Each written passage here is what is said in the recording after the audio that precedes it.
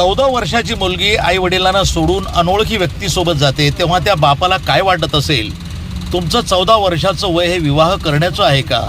नंतर पोलीस स्टेशनमध्ये आल्यानंतर मुलगी आई वडिलांना ओळखत नाही असं मत प्राध्यापक वसंत हंकारे यांनी व्यक्त केलं. ते संदीप दादा पाटील यांनी आयोजित केलेल्या श्रीमती धनाबाई विद्यालय इथं न समजलेले आईबाप या विषयावर व्याख्यानामध्ये बोलत होते. आई वडिलांची काळजी घ्या, त्यांचा आदर करा. वेळ निघून गेल्यानंतर उपयोग होत नाही. ज्या आई वडिलांनी 20 वर्ष मुलींचा सांभाळ केला त्या मुली 2 दिवसांच्या प्रेमाखातर आई वडिलांना विसरून जातात. आई वडिलांना विसरू नका. जीवनात महत्त्व अनन्यसाधारण अनाथाकडनं जाणून घ्या असं प्रतिपादन व्याख्याते आणि प्रबोधनकार प्राध्यापक वसंत हंकारे यांनी व्यक्त केलं. राष्ट्रवादीचे संदीप दादा पाटील यांनी आयोजित केलेल्या न विसरलेले आईबाप या विषयावरील व्याख्यानामध्ये बाळापूर येथील श्रीमती धनाबाई विद्यालय इथं ते बोलत होते. पुढे बोलताना प्राध्यापक वसंत हंकारे यांनी सामाजिक ऐतिहासिक उदाहरणं देऊन आई वडिलांचं महत्त्व, सोशल मीडियाचा सदुपयोग कसा करावा, मोबाईलचा दुरुपयोग कसा टाळावा या संदर्भात प्रबोधन केलं. त्यांचं व्याख्यान ऐकून उपस्थित तरुण तरुणी हे भावूक झाले.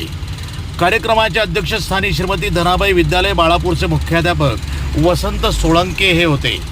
कार्यक्रमाचं आयोजन राष्ट्रवादी काँग्रेसचे अकोला लोकसभा समन्वयक संदीप पाटील यांनी केलं होतं. यावेळी उपमुख्याध्यापक के.एस. पाटील, प्रवीण भोटकर, पत्रकार रमेश ठाकरे, श्रीमती इंदिरा ढोणे यांची प्रमुख उपस्थिती होती.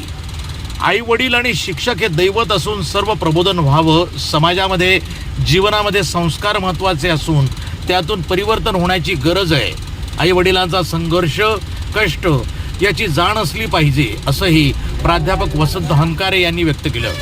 ते म्हणाले, यावेळी कार्यक्रमास विद्यार्थी आणि पालक या ठिकाणी बहुसंख्य नागरिक मोठ्या संख्येनं उपस्थित होते.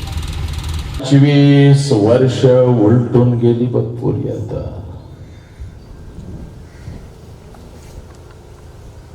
25 वर्ष उलटून गेली बघ पोरी आता. आणि 25 वर्षानंतर जेव्हा मी आता माझ्या माहेरी जाते ना ग पोरी, घर तेच आहे. घर तेच आहे, अंगण हे तेच आहे.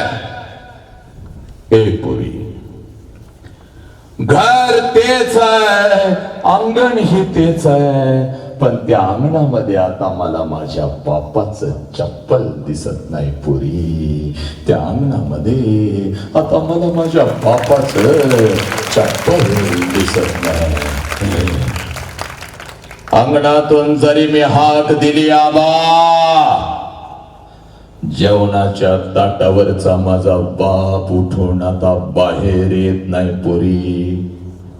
माझ्या हातातल्या पिशव्या माझा बाप आता घेत नाही पोरी.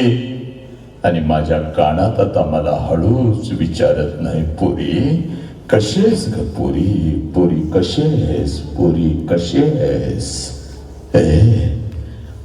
अंगणातूनच माझा बाप आता माझ्या आईला हाक देत नाही. आईच्या हातातला पाण्याचा तांब्या तो आता मला दिसत नाही पोरी. आईच्या हातातला तो भाकरीचा तुकडा आता मला दिसत नाही पोरी.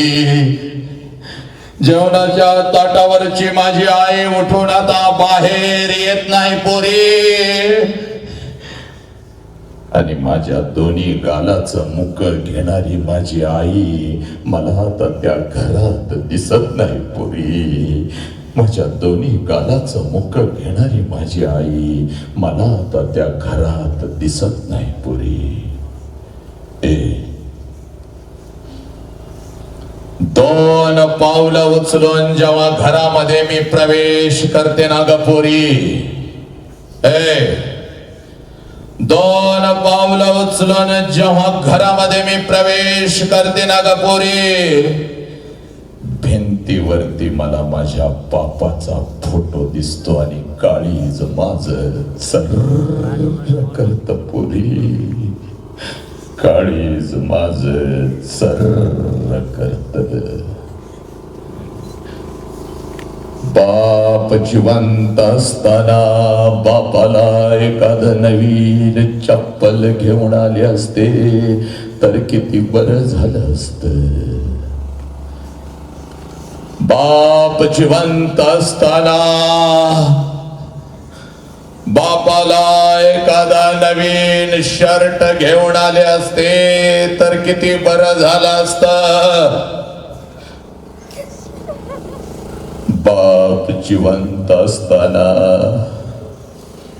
थोडस गरम पाणी करून बापाला आंघोळ घातली असती तर किती बरं झालं असतं. आणि बाप जिवंत. प्रतिनिधी अमोल जामोदेसह NTV न्यूज मराठी, बाळापूर, अकोला.